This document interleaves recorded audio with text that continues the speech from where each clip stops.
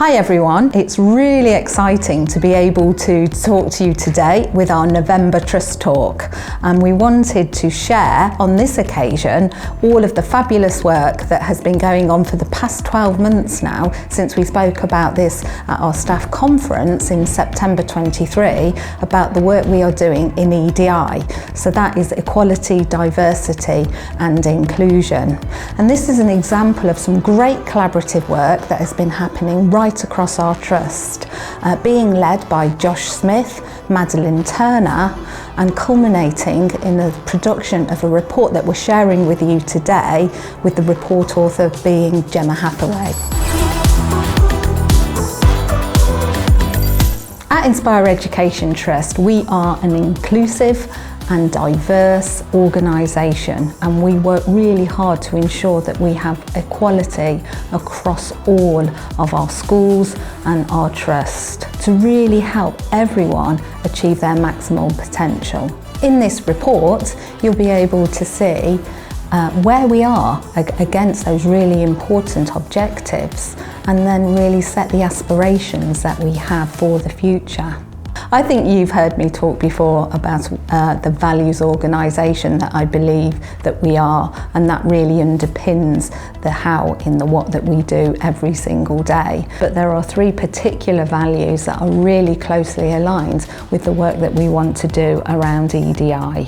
The first one of those is around partnerships and how we work collaboratively together with our schools and our supporting organisations.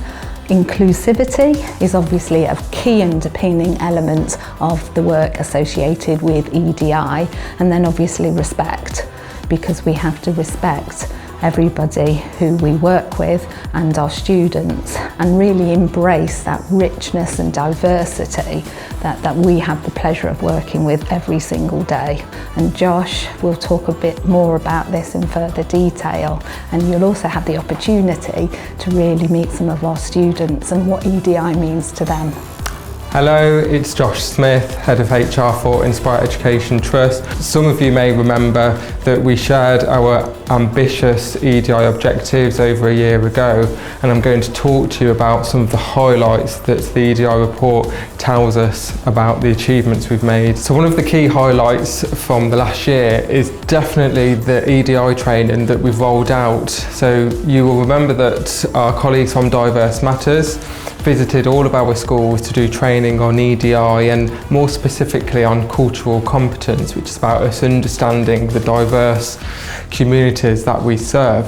I know from conversations I've had with staff and from feedback that's come back to us that this has generated some really rich discussions about EDI. This has hopefully enabled us to take more confidence in not only talking the language, but also making us better practitioners. I just want to remind staff that we have got a EDI glossary of terms as well to help people get to grips with the latest terminology around EDI, because it can be a minefield. I really want to thank our staff networks who have worked really hard to shape the work we've done around EDI, in particular our staff consultation committee, our trade unions and our staff wellbeing champions. It's through these networks and us listening to our staff that we've been able to introduce a number of new policies to help with our EDI agenda. We've introduced a menopause policy, we've introduced a domestic abuse policy, and we've introduced a number of other policies as well to support our staff through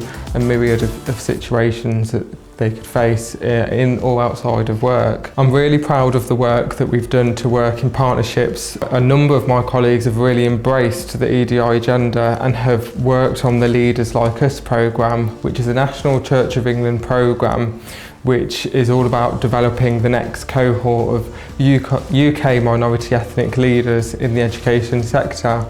So hats off to all of my colleagues who have got involved in that work. I personally worked with the West Midlands Combined Authority as an independent member of the Race Equalities Task Force, and this has allowed me to get some really good experience and talk to other public sector organisations like the fire service, the NHS, housing, criminal justice sectors, to learn about what they're doing to support EDI with their workforces, and that's allowed us to make sure that we're doing the best we possibly can for our staff.